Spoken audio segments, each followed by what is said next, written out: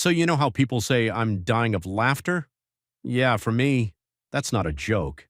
There's an actual condition called kuru. It started in tribes that liked eating brains, don't ask. First symptom? Random uncontrollable laughter. People thought it was funny until they couldn't stop. It damages your brain until, well, game over. So when I start cracking up in the middle of class for no reason, my friends are like, "Bro, chill, what's so funny?" And I'm like, "Life, literally."